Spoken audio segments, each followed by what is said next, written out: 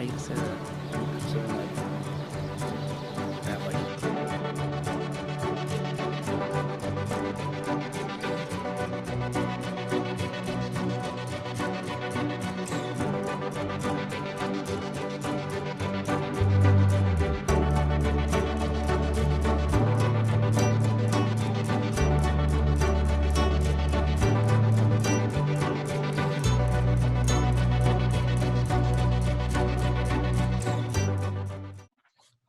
All right, at 7:30 PM, we are going to call this Rutherford Board of Education regular meeting to order.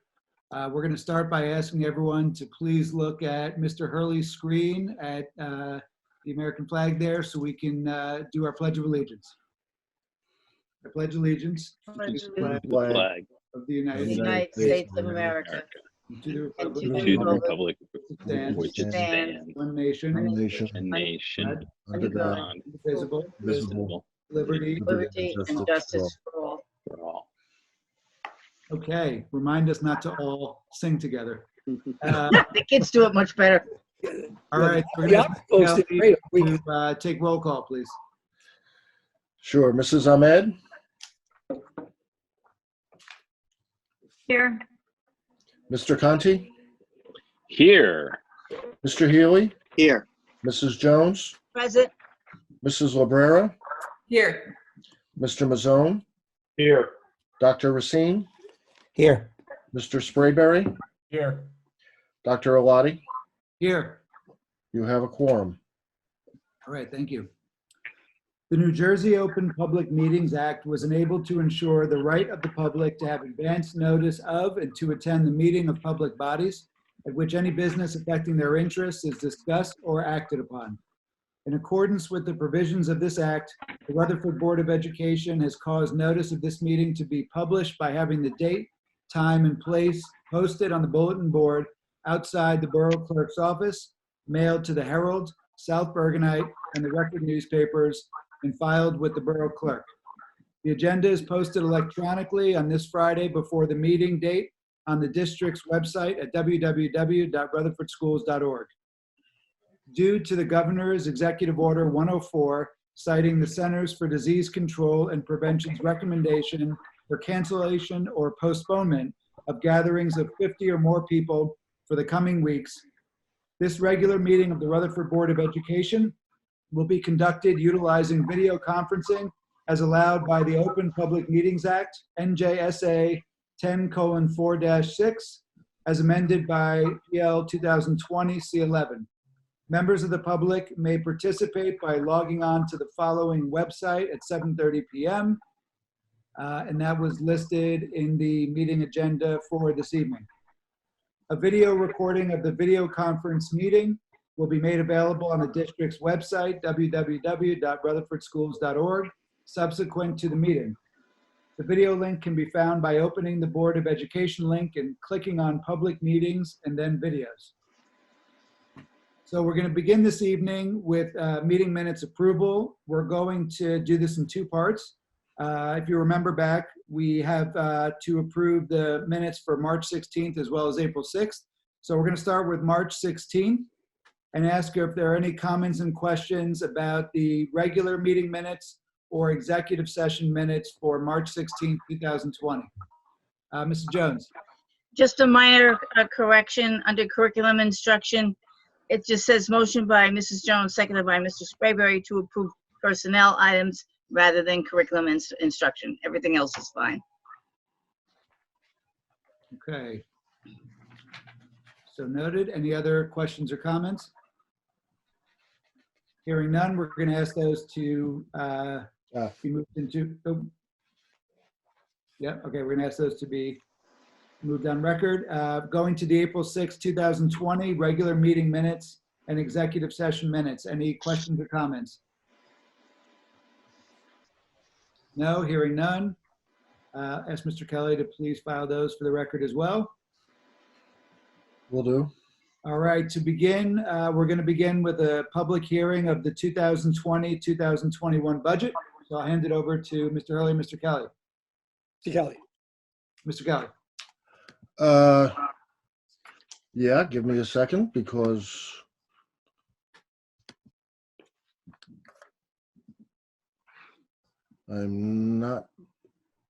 I'm sorry. Give me 1 second, please.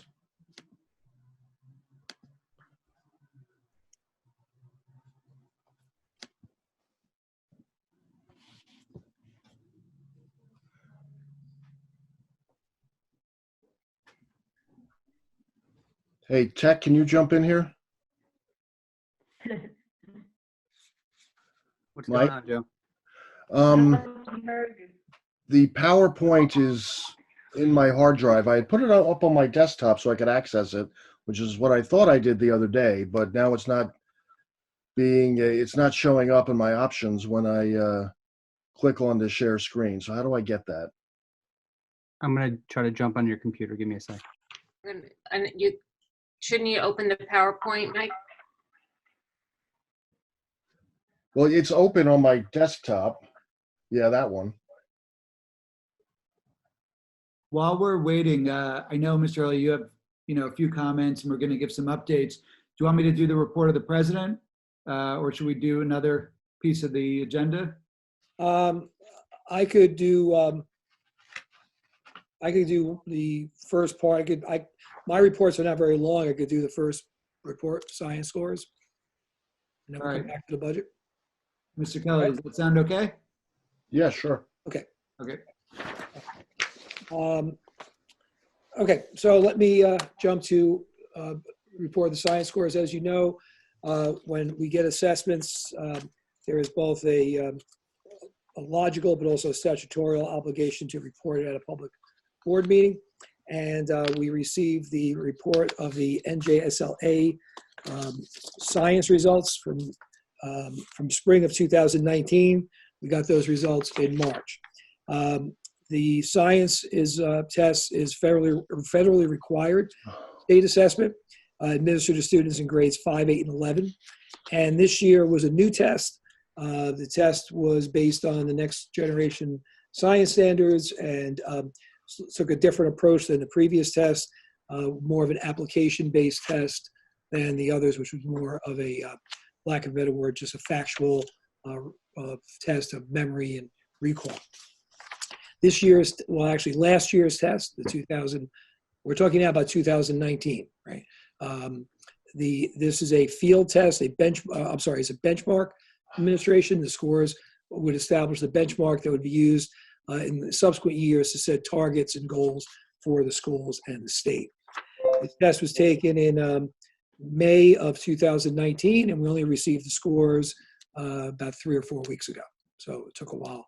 So let's get the scores. As you probably recall from previous years, science scores, not only in Rutherford, but in the state, tend to trend a little lower than the language arts and math scores. And I think primarily the reason for that is they're given in the last week of May. And the kids know, to use the kids' terminology, that they don't really count. It's not a graduation requirement. It does not factor into any sort of mandated remediation, like the language arts and the math does. In subsequent years, they are going to amp up a little bit the importance of the test in terms of a holistic approach through CUSAC and things like that. That said, we scored above the state with students who are proficient, which means a 3 or 4. On grade 5, we were at 33%. Again, these numbers are lower than they are for our language arts and math, but the state was at 29. In 8th grade, we were at 21.5. The state was at 19.5. And in 11th grade, we were at 30.5, and the state was at 27. We never have seen the science scores, like I said, as high as they are for language arts and math, either in district or in the state. Based upon those results, just like we do with language arts and math, there's grade level interventions that are developed. And the grade 5, we're going with Mystery Science and Brain Pop videos and Science World Magazine. In grade 8, we're using the Rockefeller level readings, inquiry-based instruction, and also MOSA Mac, which is a computer-based resource. And in the 11th grade, the Khan Academy and some other hands-on lab activities that we've gathered. The full report will be posted on the web tomorrow or the next day if you want to see more details, but that's essentially the report on the benchmark for the science assessment. Of course, one of the things that we've noted was that we got these scores towards the end of March. And of course, one of the things that we get with these scores is the mandate, and again, the logical response is to assess where you didn't do well and put interventions in. Well, somewhere the school year got lost in waiting for the state to get the scores back to us. As you know, I report on the math and science, the math and language arts scores every year in early October, which gives us a full school year to do interventions. They were a little late in getting the scores to us. So I don't know if there's any questions or comments about that report. And as I said, the full report will be available on our website tomorrow. Okay. Joe, do you want me to go on, or are you? No, I'm good if you want to go back to the budget. Yeah, why don't we go back to the budget and we'll come back for the rest of it, okay? Unless there's any questions or comments about science before we do that. No? Okay, thank you. Mr. Kelly. Okay, sorry about that.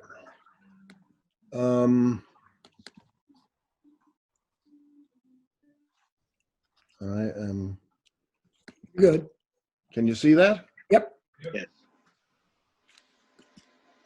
Okay, this is the public hearing of the 2021 budget. Let's see now. Since we last spoke on March 16th was the meeting where the board approved submission of the budget to the Department of Ed. That was done on March 19th. We did receive final approval from the county office on March 30th. They had no changes to request or suggest, nor did we make any. So the final budget put before you tonight is exactly the same as what you approved for submission on March 16th. As required, a second here. We have another visitor and I gotta get him in.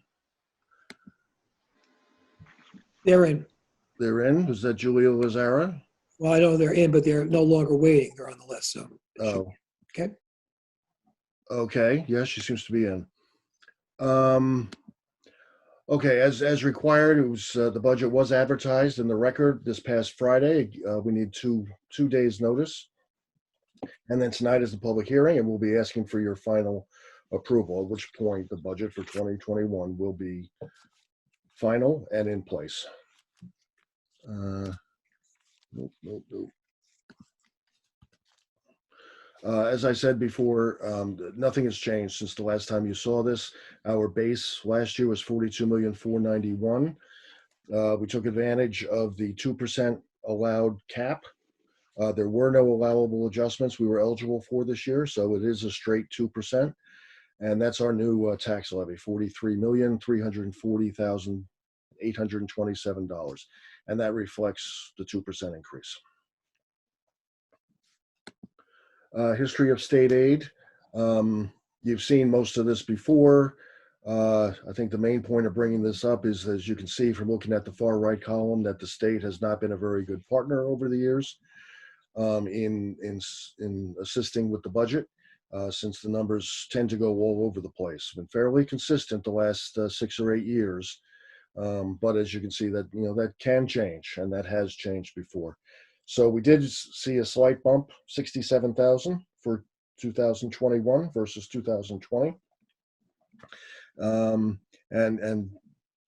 of course, with the recent circumstances, who knows if that might change. I have not heard any noise about that. So we'll keep you posted if we do hear anything, but this is where it stands right now. On the expenditure side of the budget, staffing, we just have a couple of additions there.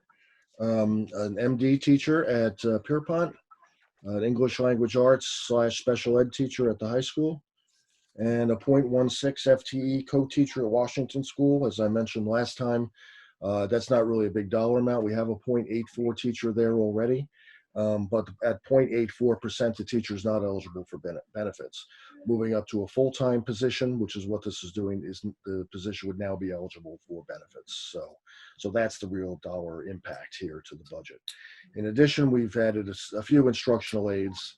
Our pool of instructional aides changes, it seems like day by day, based on our needs and who's available and whatever else. So we try and keep on top of that, and we've done pretty well the last couple of years. So those are our main staffing issues.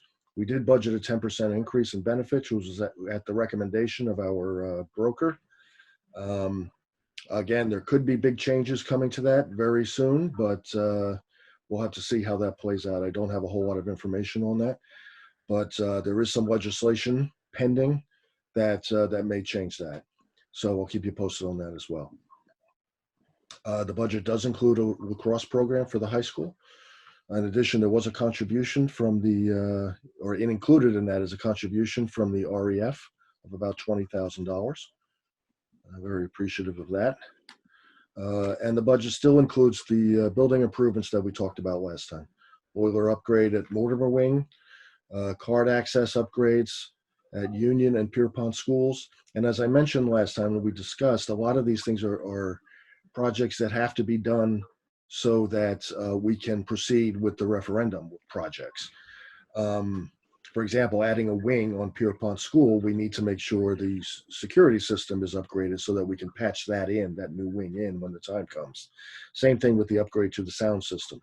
Right now, the sound system we have in Pierpont School can't support the addition of a new wing.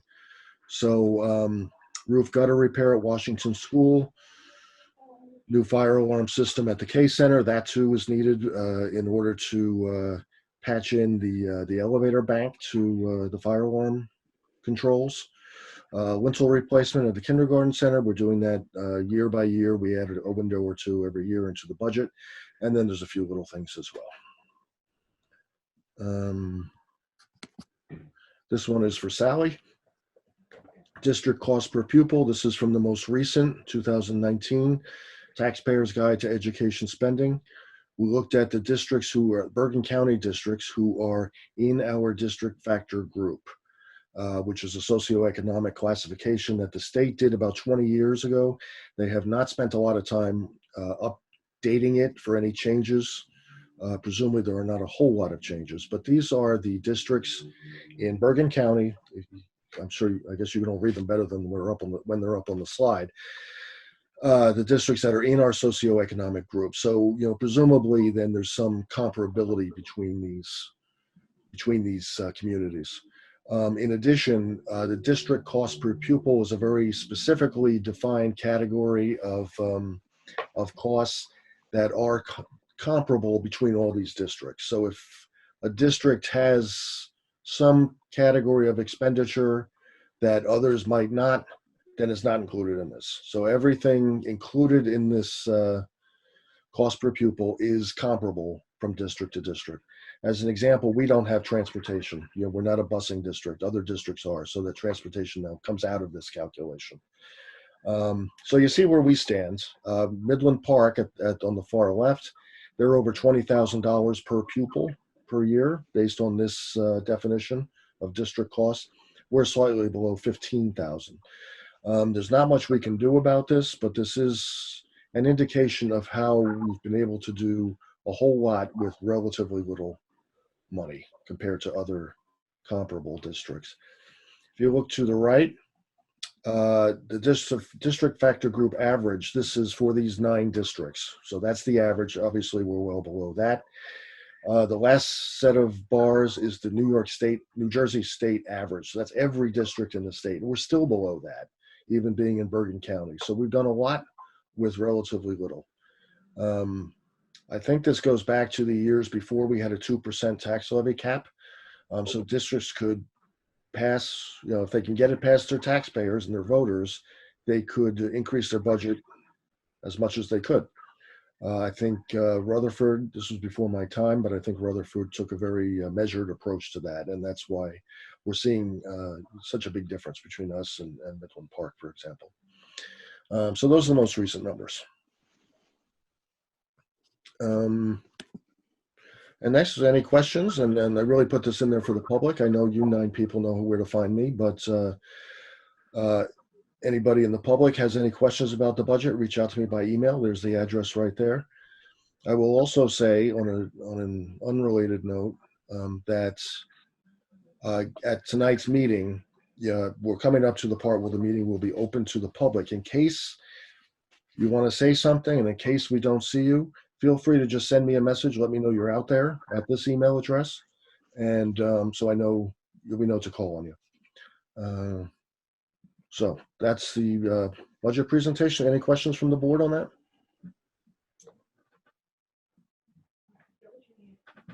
No? No. One quick comment. Yes. Back in around 2006, we had increases of 8 and 9%. Yes.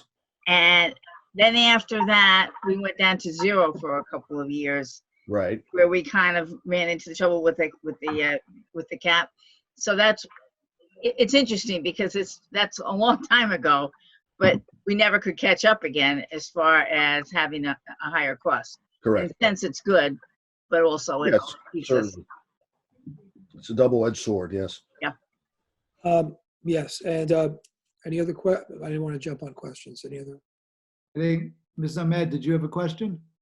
No, I was just answering Joe, no, because I didn't think anyone was answering that we didn't have a question. But said no. I just want to make a comment. First of all, thank Mr. Kelly, the Finance Committee, the administrators, and the supervisors who all work on Director of Building and Grounds, who all work on putting the budget together.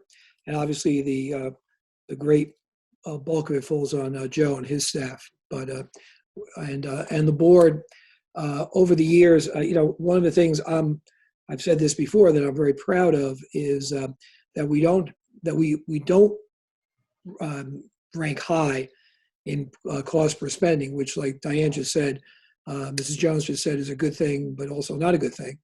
And yet we have managed, unlike some districts, to maintain staffing and add programs and add staffing, find ways of managing the budget every year, of keeping costs down while expanding programs. I think there's two examples that we could look at. One in tonight's presentation, adding a lacrosse program, which is a costly program, and we're able to do that with cooperation of REF and also with some belt tightening and some taking a look at our budget to see how to make it work. And going back 5 years now, 4 years, 5 years, to becoming a one-to-one district with Chromebooks, something that we were able to do. We thought it was going to take us 5. We did it in 3. And in the last month or so, I think it's very apparent how getting it done in 3 years has really helped our teachers and our students maintain some quality of education during this shutdown and distance learning. Because not only do we would just be, this would have been the 5th year.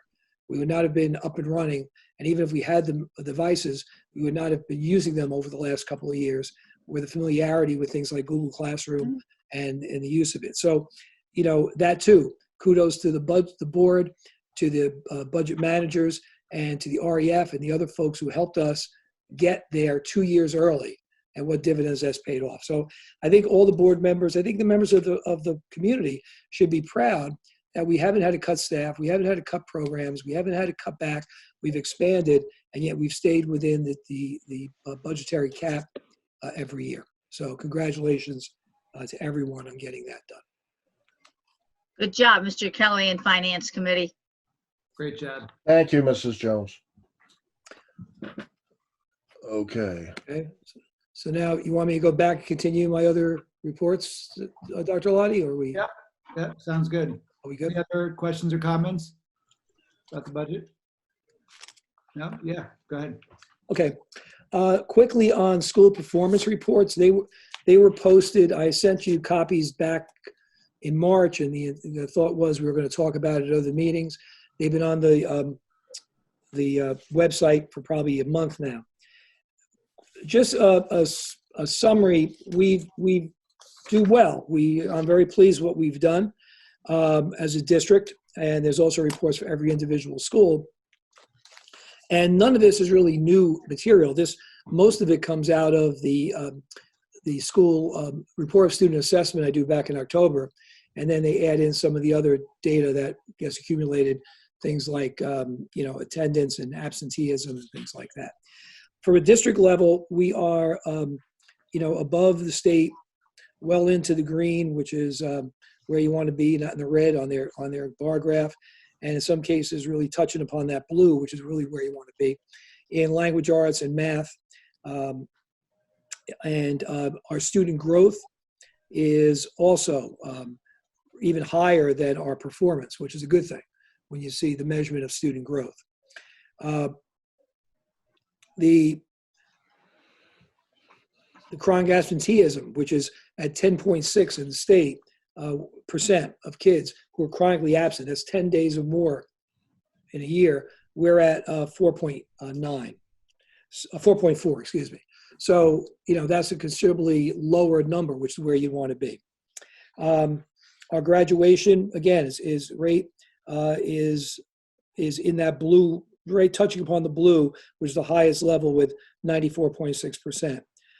Our AP courses, we have 43% of our students taking them compared to 35 in the state. Our dual enrollment, we don't talk a lot about our dual enrollment with Bergen Community and Montclair State, but we're at 72% of dual enrollment of kids getting college credit while they're in high school, where the state average is at 19%. So we certainly have done a good job. In the areas where we show a need to improve, they've been the areas we've been addressing over the course of several years. We could do a little better on math at the high school level and in terms of the assessment. Now, I'm not talking about the day-to-day performance, state assessment. And as we talked about in October, we have a lot of interventions in for that. Our special ed population is still scoring a little lower than we'd like. But again, we've done a lot of interventions and have an action plan in place for that. I will note that although we are still lower than we would like to be with special ed, and keep in mind, this test is not a test that is modified for special ed students. So the expectation is going to be that they may not score as high. But we've made jumps of 15% in math improvement and a 9%, 10% improvement in the number of kids who are achieving proficient in special ed. So even though the numbers are still low, that's a big jump to make in a year as we put in this action plan. So there's a lot of information in this report. It's on the website. It's a very positive one.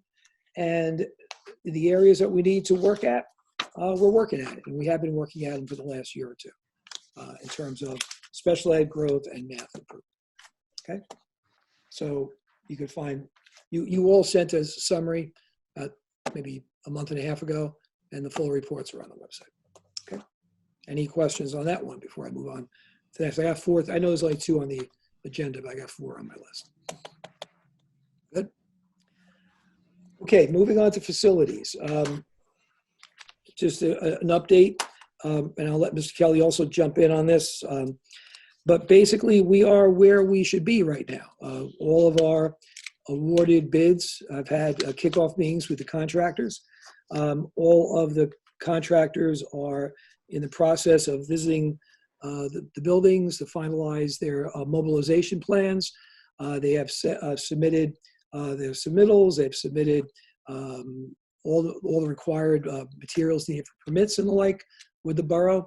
Our project manager and our attorney, as well as the architects and Mr. Kelly and I, are reviewing everything that comes in independently so that we know everything is on track. All of the projects that we've awarded, which is Lincoln Schools, the 2 classroom, the floors at Union School, the kindergarten project, the totality of that one, the science labs at the high school. Those are the ones we've awarded so far. I didn't leave any out, I don't think. Those 4 are ready to go on, and there they are up there on the screen. Those 4 are ready to go on June 24th when school ends. However, all of the contractors we've met with are ready to mobilize within about 2 weeks' notice if the decision gets made that we're not coming back at all this academic year. So if that were to happen, the silver lining of not being able to get back in the building would be we can get started on the projects a little sooner. And as you know, the high school labs, the union school floors, and the kindergarten bathrooms, right, are essential to get done for September. According to our plans and our timelines, with the June 24th date, we are being told that we'll be able to occupy the buildings, Union and the kindergarten center in those areas on the start of school. But we all know that you run into unanticipated issues when construction happens. The high school, we knew we were going to be without those classrooms until late September. So if we get in there the first week of June, the last week of May, whatever the case may be, it really increases the odds that we'll get back in on time, not only in the two buildings we anticipate to be in on time, but in the building where we know we're going to be delayed a little bit. And that would be a great thing to happen, especially with the absence of students and teachers from the buildings the last third of this year. Pierpont will be going out to bid in June, and for an early July bid opening. The Mortimer wing of the high school will also be going out to bid in late June for a mid to late July opening. The Mortimer wing, nothing's going to happen there until summer of 2021.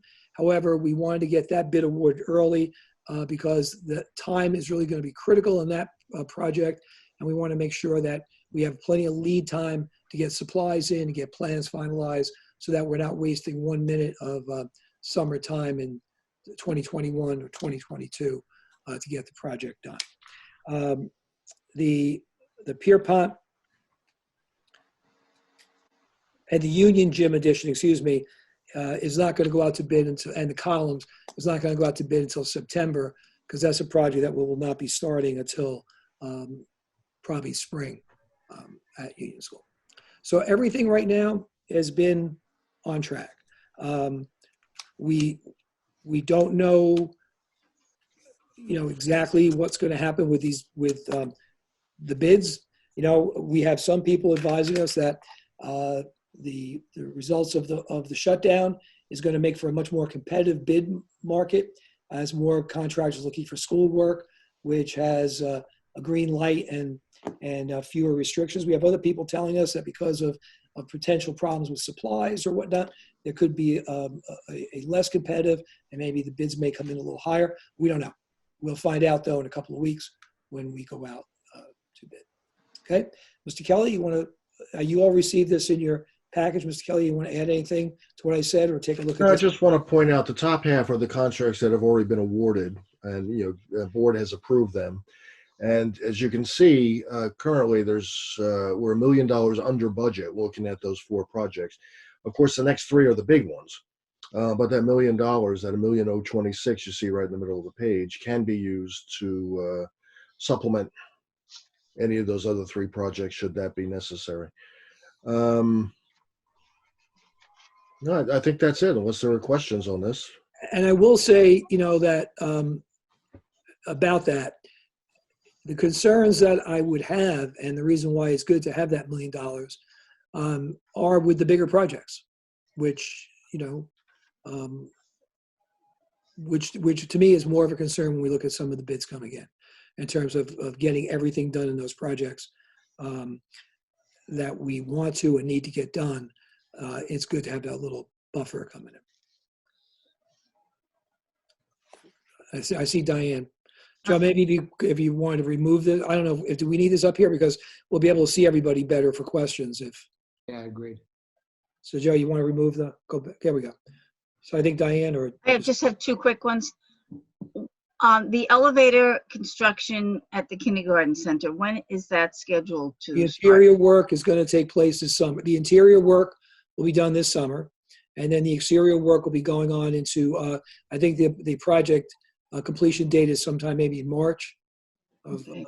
So by the end of the school year, they might have an elevator, is what you're saying? They might. close to it. But the interior work will be done this summer. And just help me to understand this. There is delays in construction all over. People who had contracts for housing and so forth is delayed. But we are not subject to those rules. So we can start ours if school's not in session in June, we can start maybe at the end of May. We're allowed to do that. Sprayberry saying no, but the governor said yes, and all our contractors said. Oh, here we go. Okay. So I live on the front lines of this every day. So my request is to get a COVID-19 action plan from the contractor because you're going to have social distancing. You're going to have supply chain issues. We're getting it every single day from our vendors already. Okay. On lumber, on just multitude of things. So I'd like to request an action plan from the contractors or from the project management firm, what their action plan is, because you're only allowed so many people on site. That's if you go back down into the restrictions of what's there, I don't care what it is, even the COVID-19 hospital we just did, we were allowed only so many people within a certain area. That's going to impact our schedule. So, and I'm not being the naysayer here. This is what I'm dealing with every single day right now. So if we can get the action plan, what their game plan is for the on-site, number one, the COVID-19 action plan, because we're all having to submit it. I submit it every single day right now to a bunch of different contractors. Joe, back to your point as far as bidders, yes, I think you'll see an influx of bidders too, because of everybody's going to be hungry for work. But I think also, Jack, I'd like to see an action plan to the Buildings and Ground Committee on what their action plan is as far as that goes, because they're going to have one in a response. Joe, you have any comment on that? No, we are working on that. I know, especially the last two, the kindergarten center and the science labs at the high school, because those contracts are currently underway. So there has been a lot of discussion about the COVID-19 there. In addition, I just got something today from some organization, I assume it's some kind of construction union, about rules to put in place. So I've sent that off to our architects and our project managers to get their thoughts on that. So it is in our sights, and we're working toward that. I will send you over some of the three of the major construction firms in New York and New Jersey and their action plans and what is taking place. Because you're down to, and a lot of it comes down to PPE gear and having access to the PPE gear. Face shields, K95 or N95, KN95, just a different manufacturer, what they're going to be required to. And my suggestion is even for a school district to issue something to the construction firm saying this is our mandate of what you must do while you're on site. I'll send those over to you and Jack. Please. Yeah, I'll send you over everything that we're dealing with right now in another school district. And James, many of those things you just addressed are in that document that we had today that we shared with the project manager and the architects. Things, how many people can be on site, the distance you have to keep, type of equipment you may or may not require, hand washing, sanitizing, what to do if you're ill, things of that nature. There was a very long list of items that we sent out. So. Yeah, and we're getting down to even on a lot of job sites, Jack, you're going in, you're getting a health check, you're getting temperature checked, you're getting making sure you're going over PPE gear. You're having to wear double glove. It's just a lot of different steps in what we're seeing right now. So I'll send that over to you. And Joe.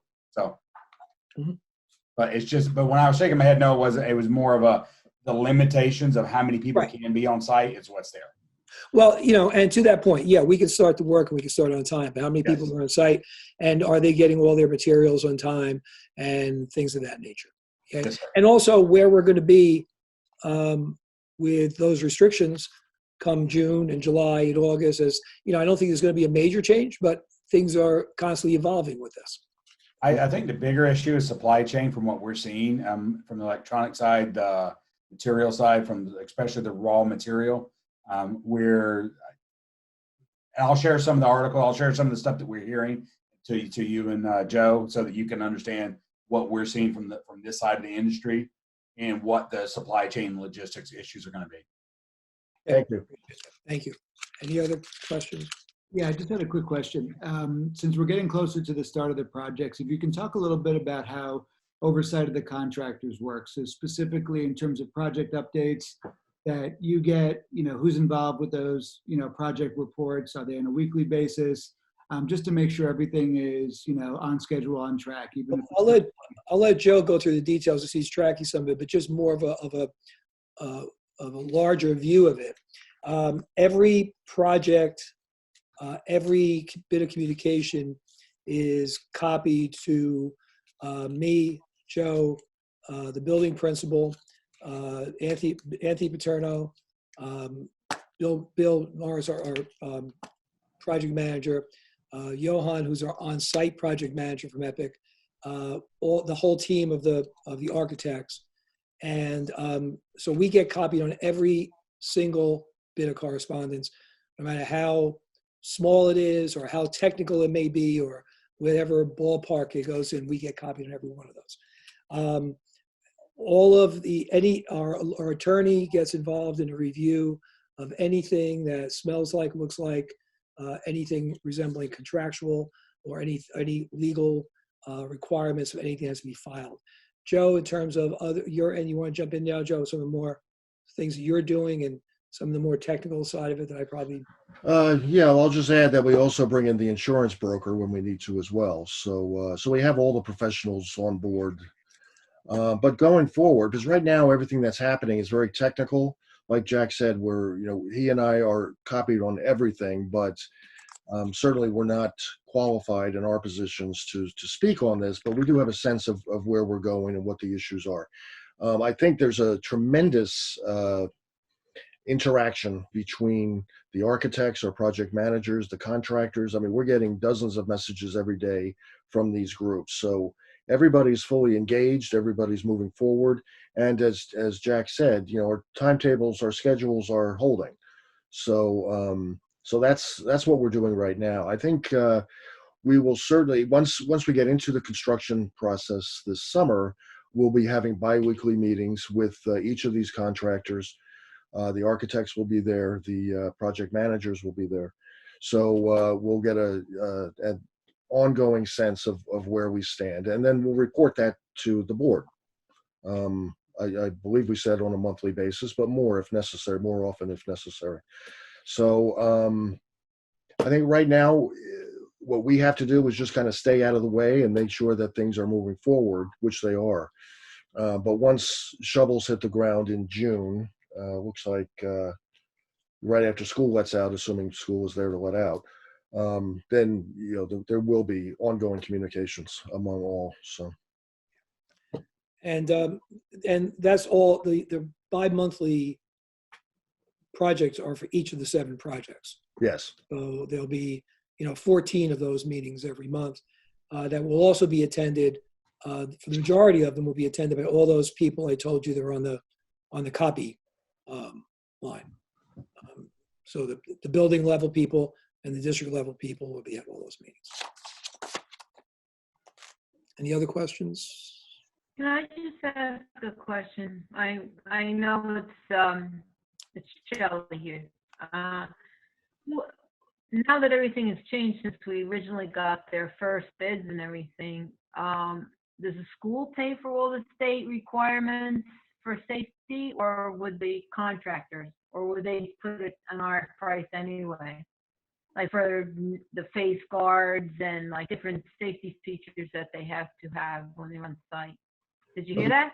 Yeah, the contractors will be responsible for providing that to their workers. So it would come off what we've already planned to pay them, or are they going to bump us up? No, they can't bump us up. We have a contract. No. But it's their responsibility to provide all the safety equipment that's needed. So Even since this whole epidemic is going on? yes, it's All their right. responsibility. One other question. Regarding to the field, I know it's somewhere we were talking about it. When can I ask a question about that? The lacrosse field, because we're talking about construction and all that. When I was walking around there the other day and I was thinking, if the lacrosse comes on and all the other baseball players and everything. Are you talking about the high Is school? this safety, is the safety enough that we don't Well, no. have Shelley, another gate to let Miss- them in and out of? Ms. Ahmed, the Yes. behind the high school, we know was not going to be operational. First of all, in the current condition of the field, we can never run an interscholastic sport on that field. If we succeed in refurbishing the field, we know that's going to be a 3 to 4 year in the future because of the reasons you cite. That's going to be a staging area for construction. Okay.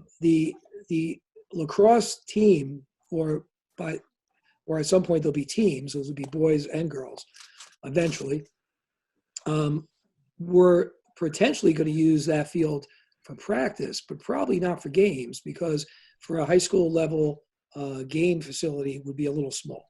So Mr. Frazier has been meeting with the recreation department about what fields we're going to use for lacrosse in the spring. Tryon Field, which is lined for football, soccer, is also lined for lacrosse. So we could be playing on that field. There's also other field areas at Tamlin Field, at Wall Field, and down Memorial Field, which could be utilized for practice. So that is a work in process, or progress, I should say, with Mr. Frazier and the Recreation Department. But the plan was never to use the high school field until if and when it gets refurbished. And we know there's going to be a 3 to 4 year look at. Okay. Yeah. Anything else? Okay. I'll move on to the last part of my rather lengthy report. And just an overall kind of bullet of updates with what's happening, of course, with distance learning and the closing of school and the opening of, I don't mean the closing of school, but the closing of the school year and opening of school whenever we can reopen. Again, I'm very pleased with how the distance learning is going. I've been saying that all along. It's not perfect. It's not going to be perfect.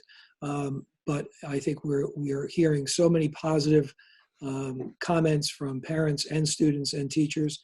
So we're doing a really good job of getting this thing up and running quickly. I said last week, that cliche of, we were learning to fly the plane as we were building the plane. To be told on Thursday around 4 o'clock in the afternoon or 5 o'clock in the afternoon that you're going to be going to online instruction on the following Monday and being able to get it up and running is remarkable. And the teachers and the supervisors and the staff and the administrators really deserve, and the parents and the kids deserve a lot of credit, because it really has worked out very well. There's a lot of things that we can't do, we can't replicate, we know that. But it's working out pretty well. We had eyewitness news outside the high school today. They wanted a background for a school because somehow they believed that the governor was going to make some kind of announcement about school. I never in a moment thought he was going to make an announcement about school. He pretty much came up with his version of New York City's and New York State's and the federal government's plan. And it's very nebulous at best, which I guess at this point it has to be. Okay, so they did their newscast for noon hour outside the high school.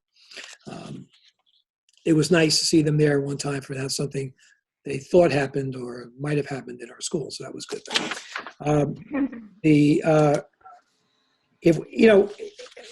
If we come back to school this year, well, we're going to open the doors and welcome people back, and we'll see what kind of guidelines and restrictions they throw at us. Now, I'm hoping, as I told you last week, every day I think it becomes more and more apparent that's not looking likely, but you keep hoping, right? There are things that are floated around out there by people who don't do schedules, that don't live in the world of schools, that, why can't you just do this or that or the other thing? You can't socially distance in a classroom. We don't have enough classrooms as there are. We can't say we're going to make a class of 25-12. Okay. You can't go on split sessions. I mean, you could if you had 3 or 4 months to redo your schedule, because split sessions means that, for example, in the high school, when we did split sessions years ago, many years, decades ago, I taught the second shift. I came in at 12 and I taught to 5. And we had some people coming in at 7, they taught to 1. And we had juniors and seniors in the morning and freshmen and sophomores in the afternoon. And there were no mixed classes, so you couldn't take creative writing that has students from grades 9 to 12. Either I take, they were just divided up that way, right? But here, and you couldn't have teachers who taught freshmen and juniors, because then they'd be putting an 11-hour day or a day. You know, you can't just, people say, oh, you just can't do that. And keep in mind that you could take half the kids in the building and cut the hallway traffic down, but you still would have the same number of kids in the classroom. Because if you have 4 teachers who are teaching senior English, they have whatever number of sections they have. Contractually, they can't teach more sections, and you can't hire more teachers. So, I don't want to repeat what, Mr. Sprayberry said. I don't want to be the doom and gloom guy, but all these things that people say, oh, you can do, you really can't do. Like kids wear masks at school. Well, we've been trying to get masks, and we can't get them from anybody. Suppliers don't have them because we donated all of our masks, right, to the local EMTs and the police and fire, and we just have a few left. And not only do we use them for this, but our maintenance guys use them, our custodians use them, even under normal conditions, right? We can't get them. We're trying all these different vendors.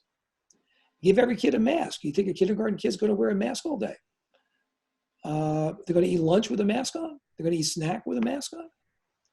So a lot of people stand up, on TV and say things that sound great, but either we're going to be back or we're not going to be back. And if we're back, are there going to be some things we're going to do different? Sure. We might have to look at how we stagger bell schedules so that there's not as much congregation in the hall, or we might have to look at how we handle lunches, or, certainly things like assemblies and things of that nature. But it's not that easy to figure out coming back. So we'll deal with whatever we have to deal with. Our plan to come back is to welcome them back and try to make the best with whatever mandate we get. Now, looking ahead to September, again, who knows where we're going to be? I'm sure in all of your jobs and all of your personal lives, you're making plan A, plan B, plan C, plan D. And you're not sure if any of those plans are going to be the one to come to fruition. Something as simple as, are you going away this summer or you're not? Are you having summer, are you going to be able to see your family for Mother's Day or Father's Day, or you're not? Okay. So everybody has all these separate plans. Well, we're doing the same. And one thing that we're going to have to do early, so assuming we're back in the fall, one thing we're going to start working on now is how to do assessments of students early on, whether through LinkedIn, which we use, whether it's through some other MAID assessment, so we can measure where's this third grader now in September compared to how we assess kids last year when they came to third grade, to try to figure out ways to assess and address gaps that may have happened, not just by the summer gap, right, but by the gap of what's being missed now. I don't have the answers to how we're going to do the assessment yet. Certainly don't have the answers to how we're going to play catch up, okay? But it's going to be a more holistic assessment, universal assessment, I should say, where it's not just going to be, let's put these 7 kids in RTI. Maybe this is what this whole grade level needs for a while to try to catch up, okay? And that's true across the board, not just with the young ones. The kid going from, Spanish 2 to Spanish 3, or from Spanish 3 to AP Spanish. Is he or she going to be ready? And we're going to have to make those assessments. We've reopened registration this week because we had closed it. We just have to reopen it. We're moving to doing everything online. There's been a change in the law about how you can, we make people come in with an affidavit that what they're telling us is true. And we notarize that affidavit about their address and so on. The governor signed an executive order that you can now do notary affidavits via Zoom or any other communication where you have both visual and audio connection. So we'll be able to complete registration for new students that way until we're able to have face-to-face meetings. We are in the process. Tomorrow I'm interviewing 4 people. The principals and supervisors have been conducting interviews for jobs for next year via Zoom. Then they come up to me via Zoom for the interview, and then we're mailing them or emailing them contracts and documents that they have to fill out, and they're getting them back to us. So right now we're pretty much on target with hiring for next year for the known positions that we have, where we would be if we were in-house. Summer programs, again, we don't know where we are with those. It doesn't seem logical to me to think that you're going to be able to run, you can't have students in classroom on June 24th, but you can have them in for a summer program on July 2nd. Somehow that doesn't make sense to me. We haven't gotten guidance on that. The summer camps, recreation, same thing. They haven't gotten guidance on that. So whether we can run our summer programs or not, we're waiting to see what the decision is about schools. So I'm hoping that there's clarity in the decision that gets made, that it's not just schools are closed till September. I want to hear that that means you can or can't run programs in the summer. Also, our athletic teams who've lost their spring season, if the fall season is up and running, are they allowed to start practice in August like they normally can?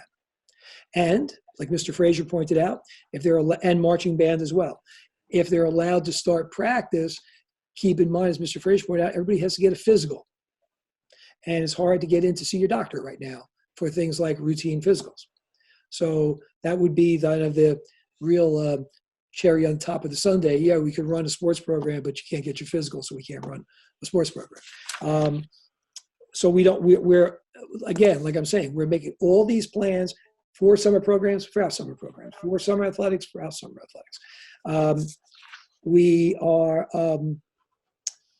have had a series of meetings with our staff regarding senior breakfast, graduation, middle school graduation, art show, things that we could possibly salvage. We have we've met with borough officials, Rutherford Police, the mayor, the borough administrator, to talk about different things that can or can't be done. Once I'm comfortable that we're coming up with some plans that I think will make the best out of a bad situation. But again, we're waiting to get direct word that we can or can't do something before we make these decisions. So we have 4 or 5 different roads to travel depending on what guidelines we're given. The minute that we told what's going to happen, we will then focus on that one plan and get the word out and make it work the best we can. And that's just, a small piece of the stuff we're trying to figure out as we go along, aside from the day-to-day stuff. We did make that grace period of the 1 month for the preschool tuition. And the courtesy subscription bus, I'm going to send something out to those parents this week, figuring that it's about $10 a week rate. When you figure it's approximately a 40-week school year with $400. And what we'll do with those people is whenever we know for sure, whenever it's official, we're not back, we will send either a rebate of $10 per week for the number of weeks we were out, or offer those people, if they want to ride the bus next year, instead of taking the rebate, they could apply that as a credit to next year. And that's going to go out this week. But there's constant, and all these meetings that we're having on the local district level, or I'm also having them on the county and sometimes the state level, because there's a sense of people they want to have some uniformity in how we're handling things. And we're trying our best to do that with keeping in mind that there's limited uniformity. If you have a graduating class of 200, it's a lot different than having a graduating class of 50 and a graduating class of 500. So there's things that some districts can or can't do that we can or can't because of that. So that's where we're at. Has not been, it certainly has not been easy, and it certainly has not been fun, because you're talking about really the best time of the school year. The end of it, the culmination of successes, the culmination of things that you've done well, the looking back to say, hey, this is where we're going to do better, and the celebration of things. Today I told the 5 teachers who were chosen as Teacher of the Year via Zoom.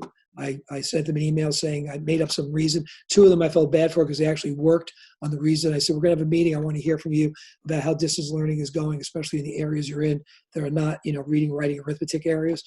And a couple of them actually worked a report to read to me at the meeting. And then I told them there was no meeting. I just wanted to surprise you with your being Teacher of the Year. Because normally what I do is I go to the building, I get the principal, we walk in, all the kids in class, all the kids get excited. But the luncheon is canceled. Probably the end of the year dinner is going to be canceled, where they get, there's so many things of celebration for the kids, for the faculty, for the parents, for the staff that are going by the boards. And I just, keep reminding myself and everybody that, this is very important, but there's people losing their businesses, there's people losing their lives, there's people, losing their savings. We got to try to just accept the fact that we're all paying some kind of price here. But I do feel for the kids and the parents who are losing out, especially those at the real milestone years. And we're going to do our best to make it the best we can for them. And that's all we can do. And there was one other thing. Oh, the other thing we're working on is how, if we don't come back to school, how we're, like I said to you last time, how we collecting all the stuff we have to collect, how we're clearing out classrooms, how we're clearing out lockers, how we're getting teacher stuff out and back. There's a lot of stuff the kids have to return to us, and stuff they have in the building they have to get out, because when we left, nobody thought it was going to be till September. And if it turns out to be that, when we're doing cleaning and maintenance and construction, we have to get that stuff out. So we're working on plans for that too. All right.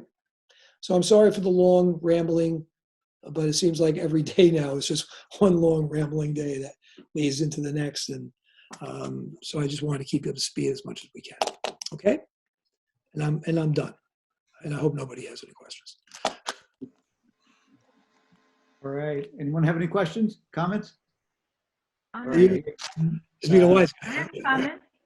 I'd just like to, listing note, thank the teachers for their wonderful presentations they've been sending home. They made the sign and everything, and they passed it to the next sign, the next teacher. And it was so wonderful to see them in their own homes, how they were getting on. Mr. Ursulisi, I remember him when he was his daughter's age, and how he was playing the piano and she was singing, and they brought such joy into it. And of course, the comedy with Mr. Dorn, I laughed so hard. It was the first time I've laughed like in a month. So I appreciate it. And the Pop Art, the first time I've ever, I hate to admit that, but the first time I've ever seen it. And I really did enjoy it. And I thank everyone participating and keeping the spirits of our town up. Never mind the students. So thanks for that. Well, Mrs. Ahmed, you should have seen it when Elvis Did you hear performed. That was the best Pop Art ever. When, Elvis was up there singing. But that was me. Anybody else? That's it. Okay. All right, so we're going to move on. Next is the report of the president. So first of all, Mr. Early, thank you for the thorough and informative report. Your report clearly highlights that there are so many angles to be thinking about, and it's clear that you're really thinking of so many different areas, and so I know we're really appreciative of that. And I want to thank the IT staff as well for making the second virtual Rutherford Board of Ed meeting happen.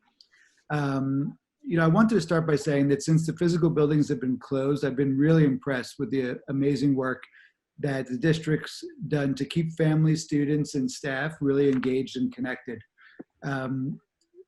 Each of the Rutherford schools, having moved through remote learning, the stories I've been hearing and reading about are really inspiring. And we all know this is a really tough time for everyone, and I can appreciate how, as board members, we may not be aware of all of the individual hardships that the district staff are facing. whether it's the little ones fighting for their attention at home, caring for sick family or friends, or even job losses of significant others or household earners.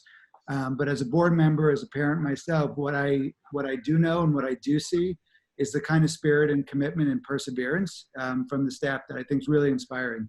I've been monitoring updates and information about what's happening in the district, and just wanted to share a few highlights, because as difficult as this time is, and there's clearly some disappointments for some of the students in experiences they won't be having, there's also a lot of amazing things that are really happening.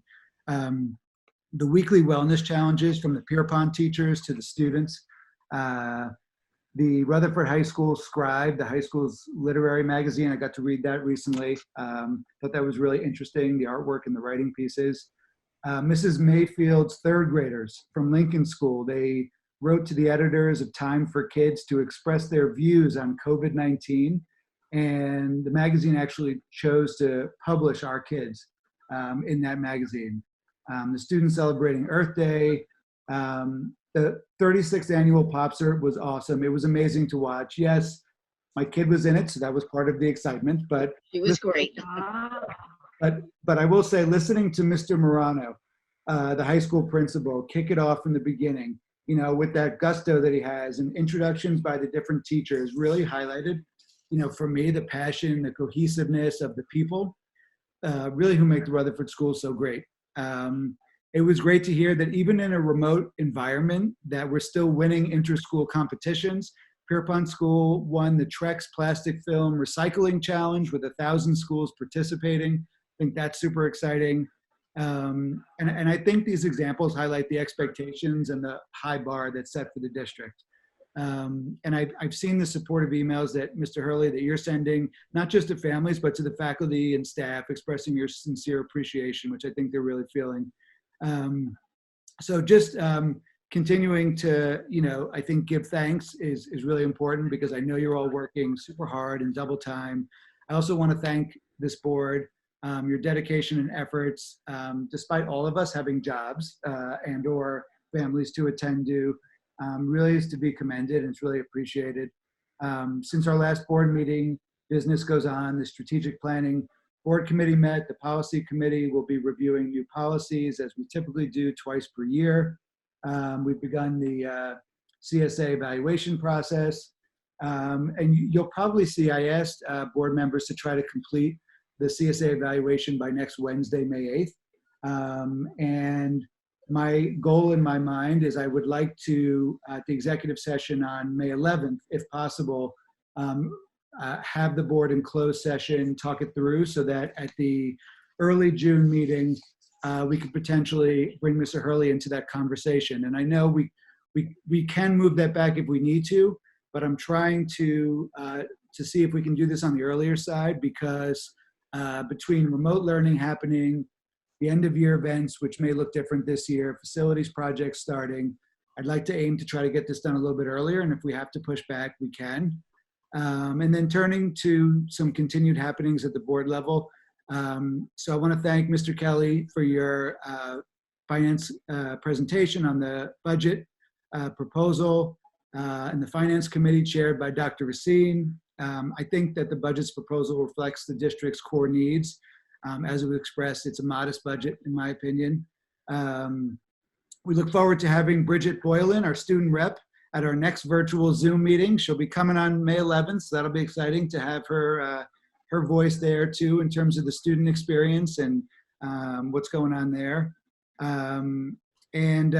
Finally, I really appreciate the facilities updates and the fact that, Mr. Hurley, you're giving these at the open public board meeting for two reasons. One is it's important that the board all be on the same page and hearing the same things, and not just in committees. I also think it's really important that the public have an opportunity to hear about all the things that are happening, whether it's now at this live meeting for the few people who are here, but for those who want to go to the recorded video, to be able to know that, we're really sort of not just going in lockstep, but there's a lot of planning and thinking, a lot of good evaluation and feedback going on from board members. So, and then I just conclude by saying that obviously this is a moment of urgency, as we all know, an interesting time to be affiliated with schools. But along with that, I have full confidence in the leadership of the district to continue to shepherd us through this time. There's a ton of informed decision-making, empathy for the people and the reality we're in. And so take some comfort in knowing, Mr. Hurley and everyone else in the district, that you have the appreciation of myself, and I'm sure I speak on behalf of the whole board. So that's it for me. Does anyone have any questions or comments? Nice recap. Yeah, just ditto, right? All right, well, hearing none, then at 8:40 p.m., we're going to open up the meeting to the public for agenda-related items. So we'll ask that if you are not visible on video and you can make yourself visible, to please do so. State your name and your address. I have unmuted everybody at this point. So. Any comments from the public? Okay, hearing none, then at 8:40 p.m., we're going to close the meeting to the public, and we're going to move on to new business where there will be action to be taken. We're going to start with the Personnel Committee with Mrs. Ahmed. Tonight, I'll be asking the board to 1 through 7. 1, Nicole Alaylas, long-term substitute elementary teacher at Washington School, to approve her. 2, Robert Orlowski, to rescind the leave of absence for him under the Family Leave Act. 3, 4, 5, and 6 will be child rearing leave for approval and maternity disability for Jamie Hughes, Kristen Briggs Boyer, Elena Lebeskine, that's a hard one.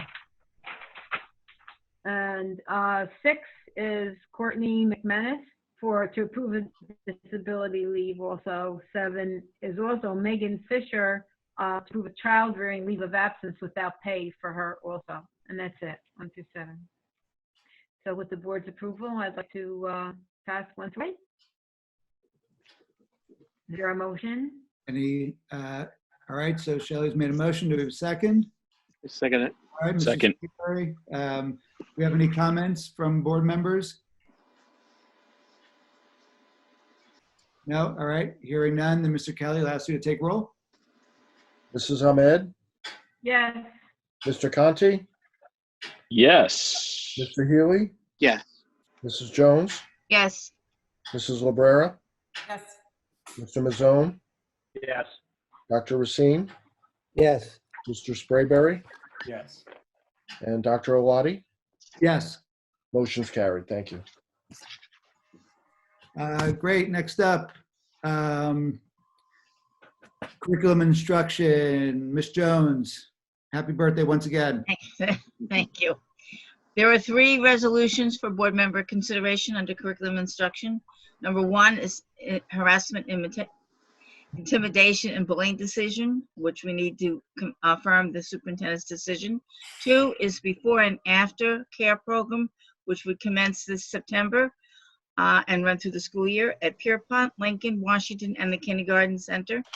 And 3 is the school calendar. There's a revision to add those professional development days of March 16th and 17th that we took using snow days that we didn't use, so that our teachers could do the distance learning and perfect that, of which they did a great job with. Those are the 3 resolutions for tonight. I don't know if Mr. Hurley has anything to add. Well, I think we discussed the before and after care at length on several occasions, and assuming that the board approves it tonight, we'll be posting for a director's position to oversee it. Remember, this is going to be a self-sustained program, and we'll get that person approved hopefully in May, and then that person can begin working with the administrators to develop the program and plan it. And I will be keeping the board updated as we're developing things in terms of the fees that will be charged and the staffing and of that as we move along. But we're confident we'll be up and running. Well, if the schools are up and running, we'll be up and running in September with a program. The calendar, the advice that we received from the county was just to be safe, to make sure there was never any question about hitting the 180-day minimum. So to show that revision, we're asking you to approve that, so that I'll send this off to the county office and they'll see that we're still over the 180 required days. We will keep the calendar as it is, including Memorial Day weekend. I found with break, there was some discussion, not a lot, but there was a little discussion about, do you need break? I really think that break, did, at least from the faculty standpoint, gave them a chance to kind of take a deep breath and recharge a little bit and come up with some different ideas. And, we're trying to take the approach of, if this is normal for now, I don't like using the new normal. I don't like that term. I don't want this to be the new normal. If this is normal for now, we want to make it as normal as we can in terms of how we're proceeding. So I don't foresee any more changes to the calendar other than what we have here. I move resolutions 1 through 3 under curriculum and instruction. Okay, do we have a second? Second it. Moved, Mr. Healy, seconded. Any other comments, questions? I just want to thank Mr. Hurley and the administrator who did the real due diligence in terms of the research and looking at how things in other districts, the rationale that was provided, and the diplomatic way that sort of gone about conversations that have been had, and helping us understand the new reality. So that was a very thoughtful process. Hearing no other questions or comments, we had a move and a second. Mr. Kelly, if you could take roll. Mrs. Ahmed, Yes. Mr. Conti, Yes. Mr. Healy, Yes. Mrs. Jones, Yes. Mrs. Librera, Yes. Mr. Mazzone, Yes. Dr. Racine, Yes. Mr. Sprayberry, Yes. Dr. Oladi. Yes. Motion's carried. Thank you. All right, next we have finance. Dr. Racine. All right, we have 6 motions tonight. Number 1, the approval of bills. Number 2, the March Secretary Treasurer's report. Number 3, the budget transfers for March. Number 4 is the BCSSD contract for special school services. Number 5 is the Southburg and Jointure Coordinated Transportation Services. And number 6, the approval of the budget, which Mr. Kelly went over earlier in the meeting. Okay. That is it. Questions? All right. Hearing none. Dr. Racine, you moving those? Yep, I move 1 through 6. All right. Do we have a second? Second. All right, Mr. Conti seconded. Any final questions or comments? Hearing none, ask Mr. Kelly to please take roll. Mrs. Ahmed, Yes. Mrs. Ahmed, Yes. thank you. Yes. Mr. Conti, Yes. Mr. Healy, Yes. Mrs. Jones, Yes. Mrs. Librera, Yes.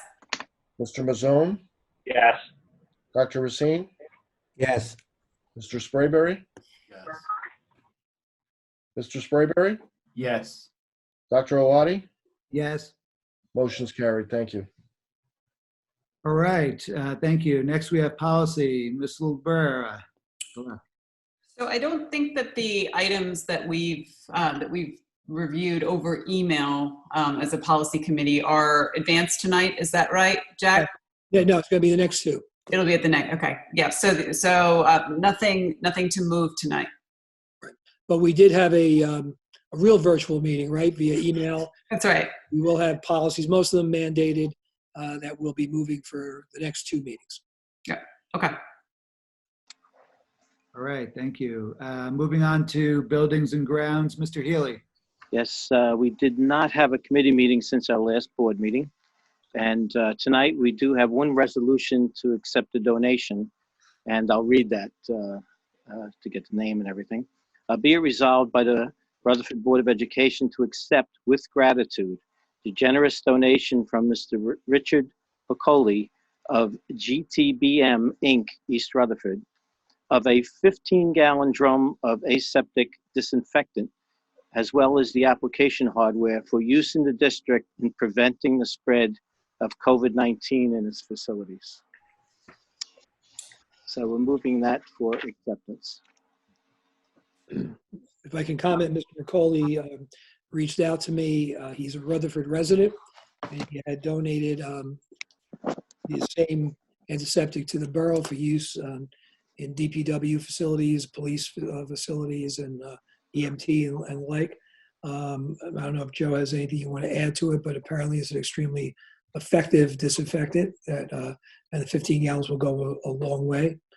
So we can use it. All of our buildings have been cleaned and sanitized, but now as we're bringing people in, contractors and the like, we can go and use this to do a better and more thorough job even than what we were doing.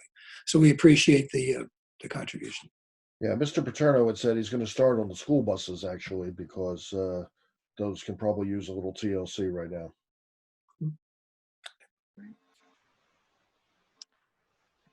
Okay, any other questions or comments? All right, so Mr. Healy. Yes, we're moving. Sorry, Ms. Jones.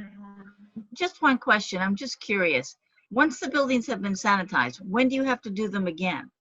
Are they on a routine, a schedule, or they have to go over everything every so often? What we've been trying to do is just close off areas, and as long as nobody's in them, obviously we're going to have to clean the buildings again. And if we don't open, for the remainder, if we open this year, we're going to have to clean everything. They've been closed up, give them a cleaning. We're going to do our normal summer cleaning, the floors and the like. But the idea was the buildings have, for the most part, we have custodians in maintenance. Some of our administrators are working in the buildings. Some are working from home. Some are splitting it. But the areas where we've closed them off, if someone goes in that area, we then go back in and redo it again. Thank you. We also have the contractors coming in, their own consultants, their environmental people.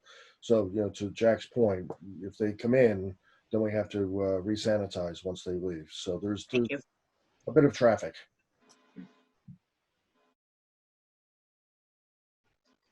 All right, Mr. Healy, would you like to move those items? Yes, one item we're going to move then, the donation, acceptance of the donation. Right, okay, do we have a second? Second. Okay, I saw Ms. Jones' hand go up. Any other questions or comments? Hearing none, ask Mr. Kelly to take roll. Mrs. Ahmed, Yes. Mr. Conti, Yes. Mr. Healy, Yes. Mrs. Jones, Yes. Mrs. Librera, Yes. Mr. Mazzone, Yes. Dr. Racine, Yes. Mr. Sprayberry, Yes. Dr. Oladi. Yes. Motion carried. Thank you very much. All right, thank you. Next, we're going to move into old business. Is there any old business? I just want to repeat that we'll meet with personnel next week. I don't necessarily know that there's anything pressing at this time to have other committee meetings. If we need to, we will though, as they come up, okay? If there's anything you feel we need to meet about, let me know. I just know that we're all kind of under the gun, and meetings aren't as easy as they are when we just show up somewhere. So I'm trying to limit them to what we need to do. The next the next big thing for personnel would be the May 11th meeting. We do the renewals and the non-renewals of non-tenured staff, and that's I always like to have a meeting with personnel ahead of that, just to update them on anything that may or may not be appearing on that agenda item. Okay, so I'll get an email out to all of you this week about when and what time and all that. We'll shoot for Monday night. Okay, and we'll do it via Zoom, obviously. That's it for me, sir. Anything else? Okay, then moving on to legislative update.